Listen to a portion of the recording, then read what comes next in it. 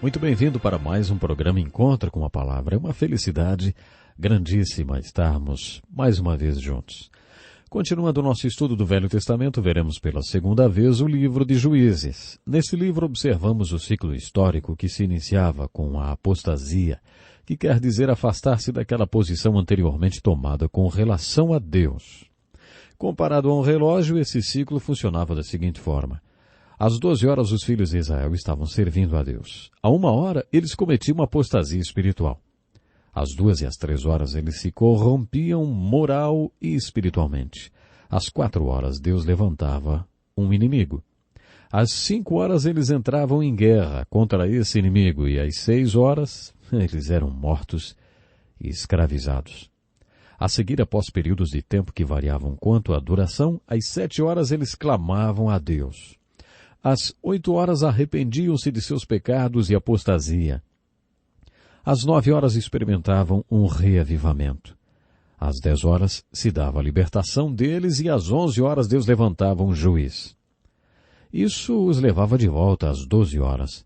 Eles atingiam o topo do ciclo, eram retos diante de Deus, colocavam-no em primeiro lugar em suas vidas e o serviam outra vez. É impressionante, mas após um período de tempo que parecia pequeno, cometiam apostasia outra vez. É importante que tenhamos essa perspectiva histórica do livro de Juízes em mente e também nos lembremos que esse livro cobre um período de 400 anos. Às vezes o povo andava em retidão diante de Deus por um período de 80 anos, até que cometiam apostasia novamente. E quando pensamos na aplicação do livro de Juízes para as nossas vidas, podemos nos perguntar: quanto tempo leva até que nos tornemos apóstatas? Aplique isso na sua própria vida. Suponhamos que você enfrente uma crise durante a qual assuma um compromisso com Deus e o coloque em primeiro lugar na sua vida. Quanto tempo levaria até que você se afaste da posição assumida com Deus? Será que demoraria 80 anos? Talvez leve 8 dias, ou 8 semanas, ou 8 meses, até que você se esqueça que se comprometeu com Deus, hein? No livro de Juízes lemos sobre esses períodos de apostasia. Levava algum tempo até que o povo se tornasse apóstata. Lemos nesse livro que eles cometeram apostasia 7 vezes. Quando isso aconteceu pela primeira vez, eles foram conquistados pelos sírios e escravizados por 8 anos. Então Deus levantou um juiz chamado Otoniel que libertou o povo de Israel. Israel que teve paz durante 40 anos. Durante 40 anos eles foram retos diante de Deus. O povo cometeu apostasia mais uma vez. Foi conquistado pelos moabitas que naqueles dias viviam sob o reinado de Egon. O povo serviu a esse rei durante 18 anos até que Deus levantou um juiz chamado Eude. A única informação que temos dele é que era canhoto. Eude libertou o povo e eles tiveram paz durante 80 anos. A terceira apostasia resultou na conquista do povo de Israel pelos cananeus sob o reinado de Jabim, cujo general era Sísera, que possuía 900 carros de ferro. Os filhos de Israel serviram a Jabim durante 20 anos. Dessa vez, quando eles clamaram a Deus, a libertação veio por meio de uma mulher muito corajosa. Você lembra? Débora. Débora convenceu o israelita Baraque a acompanhá-la na conquista dos cananeus. Parece que Baraque precisou ser arrastado por Débora e foi esperneando. Isso demonstra o vácuo que havia na liderança do povo. Outra mulher também foi peça importante na conquista dos cananeus. Seu nome era Jael. Ela assassinou o general Sísera de maneira bastante incomum. A quarta apostasia resultou em uma, vamos dizer assim, das mais cruéis opressões dessa vez imposta pelos midianitas. Felizmente essa terrível opressão durou apenas 7 anos. E o libertador foi Gideão, provavelmente o mais destacado de todos os juízes. A quinta apostasia resultou na conquista pelos amonitas que oprimiram o povo de Israel por 18 anos. Dessa vez o juiz foi um homem chamado Jefté, filho ilegítimo, odiado e desprezado por seus irmãos até o momento em que os amonitas conquistaram o povo de Israel. Aí eles precisaram dos momentos de habilidade, ou seja, habilidades militares de Jefté. Seus irmãos se aproximaram dele e o chamaram para ser seu rei e líder. Há muitas pessoas em nossa sociedade com as quais temos dificuldades de nos relacionar, mas quando vem uma guerra, temos satisfação de tê-las por perto. Foi assim que aconteceu com Jefté. Ele livrou o povo dos amonitas. A sexta apostasia foi seguida da mais longa opressão que durou 40 anos e foi imposta pelos temidos filisteus. Dessa vez o juiz e libertador foi Sansão. Muitas pessoas já conhecem a história de Sansão e sua namorada Dalila. Você pode conhecer a história deles, mas talvez fosse bom conhecer também o contexto histórico no qual Sansão viveu. Sansão foi um dos juízes e libertadores. Ele libertou os filhos de Israel dos filisteus. Além dessas 7 escravaturas impostas por forças externas, muitos acreditam que as guerras civis do livro de Juízes constituíram períodos de apostasia, apesar de não ter havido o envolvimento de forças externas. Houve 3 guerras civis durante esse período de 400 anos. A guerra civil descrita nos capítulos 19 a 20 do livro de Juízes foi muito grave e de grandes dimensões.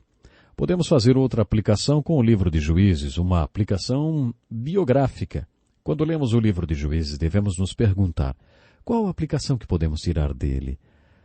Já sugerimos uma aplicação pessoal. Pode ser que você entre em um ciclo de apostasia. É possível que precise de um reavivamento e que esteja vivenciando algumas das terríveis consequências resultantes da apostasia. Você tomou uma posição diante de Deus e acabou se afastando dela. É por isso que nada dá certo. Nada vai dar certo mesmo até que você volte para Deus e reafirme o seu compromisso com Ele. Também podemos tirar do livro de Juízes uma aplicação para o nosso país. Pode ser que, de acordo com a ilustração do relógio, sejam 4 horas para muitos países. Pode ser que essas nações experimentem um reavivamento espiritual e evitem dores e consequências terríveis e devastadoras, se continuarem por todo o ciclo, como fez o povo de Israel, no livro de Juízes. Por 7 vezes no livro de Juízes, Deus levantou fortes inimigos que arrasaram com Israel. É bem possível que Deus esteja levantando uma conspiração internacional que abale alguns países e os coloque de joelhos. A aplicação nacional é que não temos que esperar até chegarmos a esse ponto para nos voltarmos para Deus. Podemos nos voltar para Deus antes que tudo isso aconteça. Também podemos fazer a mesma aplicação para a nossa vida pessoal. Essa aplicação do livro de Juízes é impressionante e urgente. Além das aplicações pessoais e nacionais do livro de Juízes, também podemos aprender com as aplicações biográficas. Essas podem ser vistas principalmente nas vidas dos próprios juízes. Esses juízes libertadores que salvaram o povo de Israel das forças que os oprimia são importante fonte de estudo das Escrituras. Lembre-se que quando estudamos Gênesis e alguns dos personagens bíblicos como Adão, Caim, Abel, Noé, Abraão, Jacó e José, dissemos que muito daquilo que Deus queria nos ensinar faria através da vida de pessoas comuns. Quando Ele, o Senhor, quis nos ensinar sobre fé, mostrou as vidas de Abraão e Gideão. Para nos ensinar várias coisas que são muito importantes, Deus relata longas histórias de pessoas. Muito do que Deus nos falou, Ele fez por meio de histórias biográficas. Encontramos algumas dessas histórias no livro de Juízes. Em primeiro lugar, todos esses juízes tinham uma coisa em comum. Talvez essa seja a primeira aplicação biográfica que podemos tirar do estudo das vidas dos juízes. A aplicação é muito simples. Todos eles eram pessoas simples, comuns aos olhos do mundo. Quando iniciamos o estudo da vida de Moisés, dissemos que observaríamos esse fato repetidas vezes durante o estudo das Escrituras. É um engano pensar que Deus usa super santos para fazer super coisas porque elas são super. Sabe o que as Escrituras na verdade nos dizem é: Deus tem prazer em usar pessoas comuns para fazer coisas extraordinárias porque elas estão disponíveis. Quando você enxerga isso, percebe que a característica mais importante para os santos no reino de Deus é a disponibilidade. Todas essas pessoas não tinham muita capacidade. Elas não foram importantes por causa de suas habilidades, mas por causa de sua disposição. Foi por isso que Deus as usou. Otoniel foi o primeiro juiz. Tudo o que sabemos sobre ele é que era sobrinho de Caleb. Você já foi apresentado como parente de alguém? É muito injusto fazer isso com as pessoas. Mas isso é tudo que sabemos sobre o Otoniel, o juiz de Israel. Não há outros detalhes. E sobre Eude? A única coisa que sabemos sobre ele é que era canhoto. Quando Gideão foi comissionado para ser provavelmente o juiz de maior destaque de Israel, ele disse: "O meu clã é o mais fraco de todos e eu sou o menor do meu clã." Gideão se autodescreveu como o mais fraco de todos. Essa história se repete em todo o livro de Juízes. Todos esses juízes foram apenas pessoas simples. Essa é a primeira aplicação que tiramos da vida deles. Otoniel era o filho caçula do irmão de Caleb. Além de contar que era o filho mais novo do irmão de Caleb, a Bíblia diz que o Espírito do Senhor veio sobre ele de modo que liderou Israel e foi à guerra. O Senhor entregou o exército inimigo nas mãos de Otoniel, e Otoniel prevaleceu contra ele. Essa expressão, o Espírito do Senhor veio sobre ele, é encontrada em toda a Bíblia. Outra maneira de dizer isso é, ficou cheio do Espírito. Nas epístolas do Novo Testamento, recebemos a ordem de sermos cheios do Espírito. O que isso significa? Muitas pessoas possuem o que denominam de teologia líquida, como se suas vidas fossem um copo e o Espírito Santo fosse um líquido. Elas acreditam que podem ter um pouco ou mesmo um pouquinho mais do Espírito. Não é isso que as Escrituras querem dizer quando nos manda sermos cheios do Espírito. O Espírito Santo é uma pessoa e ou você tem o Espírito Santo dentro de você ou não tem. Não existe ter mais ou menos do Espírito Santo. A questão não é quanto do Espírito Santo você tem, mas quanto de você o Espírito Santo tem. Essa é a variável. Quanto o Espírito Santo controla a sua vida, hein? Bom, isso depende do quanto você se submete a ele e o obedece. O Espírito Santo tem muito ou pouco controle sobre você?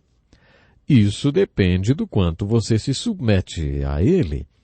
Quando alguém submete-se ao Espírito Santo, ele pode controlar a pessoa totalmente, tomar o controle de sua vida. Paulo, na verdade, nos ordena para não estarmos sob a influência do álcool, o que é um extremo, mas para estarmos sob a influência do Espírito Santo, para ficarmos bêbados com o Espírito. Um bêbado está sob a influência e sob o controle do álcool. É possível ficarmos sob a influência do Espírito dessa mesma forma, tão controlados pelo Espírito, ao ponto de sermos cheios do Espírito Santo. É isso que essa expressão significa. Na minha opinião, usamos essa expressão de maneira errada. Algumas pessoas dizem para mim, você é pastor, você é cheio do Espírito. Minha resposta costuma ser, nem sempre. E você é? Para algumas pessoas existem aqueles cristãos cheios do Espírito e os outros cristãos.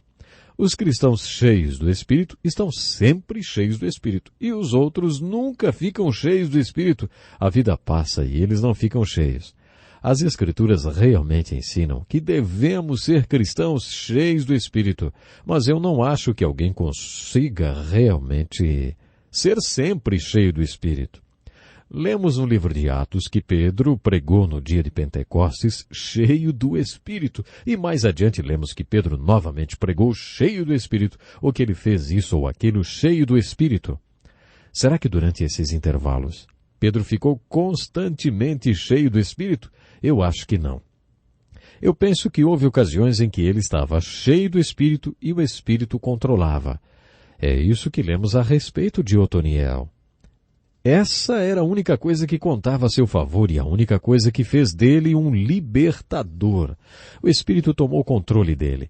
E mais uma vez observamos a verdade que Deus tem prazer em usar gente comum e fazer coisas extraordinárias através delas, porque o seu Espírito está no controle. Encontramos essa mesma verdade em Eude. Eude era canhoto. O povo tinha sido conquistado pelos Moabitas. Um rei chamado Eglon tinha conquistado o povo de Israel. Naquele tempo, quando uma nação conquistava a outra, impunha-lhe impostos altíssimos. Eude foi nomeado para liderar a delegação que ia à capital de Moabe pagar os impostos de Israel. Essa era uma experiência muito humilhante. Eude foi ao palácio de Eglon e pagou os impostos. A Bíblia diz que antes de sair para essa missão, Eude amarrou uma espada de 2 gumes de 45 centímetros em sua coxa direita, porque ele era canhoto. Isso significa que quando ele puxou a espada, o fez com a sua mão esquerda. Aparentemente as pessoas que iam ao palácio passavam por uma revista. Elas usavam capas, mantos e mais um monte de coisa. Pode ser que os seguranças apalpassem as pessoas em busca de objetos escondidos, mas fariam isso no lado esquerdo, porque normalmente era esse lado que as pessoas destras carregariam a espada. Mas não esqueça, Eude era canhoto, e ele amarrou a sua espada de apenas 45 centímetros em sua coxa direita. Talvez ele tenha observado o procedimento da segurança e aparentemente passou despercebido. Depois de ter pago os impostos no caminho de volta, ele instruiu seus cúmplices e as pessoas que o acompanhavam que fossem na frente sem ele. Ele falou: eu preciso voltar. Deus quer que eu faça algo. Então Eude voltou à presença do rei Eglon, que, segundo as escrituras, era muito gordo. Ele se apresentou ao rei e disse: tenho uma mensagem de Deus para você. Então, com sua mão esquerda, puxou a espada e matou o rei. Depois de assassinar o rei, Eude armou um golpe. Houve uma revolução e os moabitas foram vencidos. A única coisa que sabemos sobre esse homem, além do fato de que era canhoto, é que era controlado pelo Espírito. Talvez essa fosse a única coisa que tivesse para oferecer a Deus. Senhor, eu sou canhoto. Mas se o Senhor quiser usar isso, então use. Não importa quais sejam seus talentos. Você já os ofereceu para Deus? Quando Moisés foi comissionado, Deus lhe perguntou: o que é isso que você tem na mão, Moisés? E Moisés respondeu: é uma vara. Deus ordenou, então solte-a. A palavra dedicar significa largar. Você sabia? Vou repetir. A palavra dedicar significa largar. Não importa quais sejam seus talentos ou dons, Deus quer que você os lance diante dele. Deus os usará da mesma forma que usou o canhotismo de Eude. Uma das histórias desses juízes que eu mais gosto é a história de Débora. Débora tinha um dom espiritual especial. Ela era profetisa. Débora sentava-se sob uma palmeira e profetizava. E o povo vinha de todos os cantos de Israel para ouvi-la falar sobre Deus e sobre as mensagens da parte de Deus que ela tinha. Um dia, sob uma palmeira, ela disse a um homem chamado Baraque: Deus tem uma mensagem para você, e a mensagem é essa. Mobilize 10.000 homens e ataque o general Cícera, aquele que possui 900 carros de ferro e um grande exército. Ataque-o e livre o povo de Israel das mãos dos cananeus. Parece que depois disso, Débora teve que arrastar Baraque para a batalha. Baraque respondeu com muita gentileza: se você for comigo, eu irei. Mas se você não for comigo, não irei. Quando as pessoas veem isso, pensam que ele foi muito covarde, né?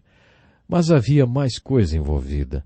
Débora era profetisa e Baraque sabia que Deus realmente falava através dela. Portanto, Deus iria ajudá-lo a cumprir aquela ordem e o plano seria vitorioso. Talvez ele tenha dito aquilo para Débora a fim de testar se ela realmente acreditava que aquela mensagem era de Deus, e por isso disse: você vem e marcha conosco. Débora concordou, mas disse o seguinte: eu estou avisando, vou com você, mas ficará registrado na história que o povo foi libertado pelas mãos de uma mulher. Ela mostrou que acreditava na sua profecia. É interessante notar que a profecia se cumpriu. Quando Baraque falou com seus homens e os desafiou a sair para a batalha, 10.000 deles se voluntariaram conforme a profecia de Débora.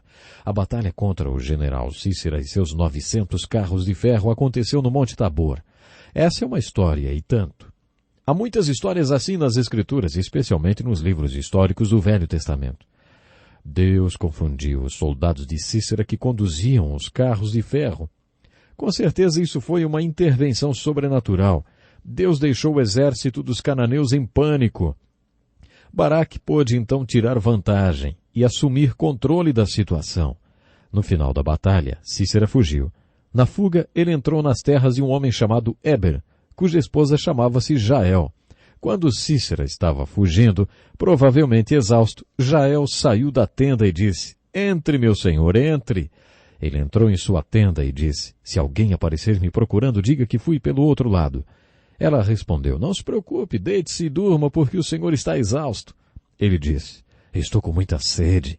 Ela pegou uma vasilha e serviu-lhe leite. A Bíblia conta que ele logo dormiu porque estava cansado por causa da batalha. Então essa mulher, tão feminina, pegou uma estaca da tenda e um martelo, e enquanto Cícera dormia, martelou a cabeça dele no chão. Ela simplesmente martelou a cabeça dele no chão. Depois que fez isso, ela disse: ele morreu. Acho que existe um certo humor em tudo isso. Martelar uma cabeça no chão não é muito saudável, hein? No topo do Monte Donner, em Nevada, nos Estados Unidos, por onde as antigas carroças costumavam passar, existe um túmulo onde se lê: aqui ele descansa.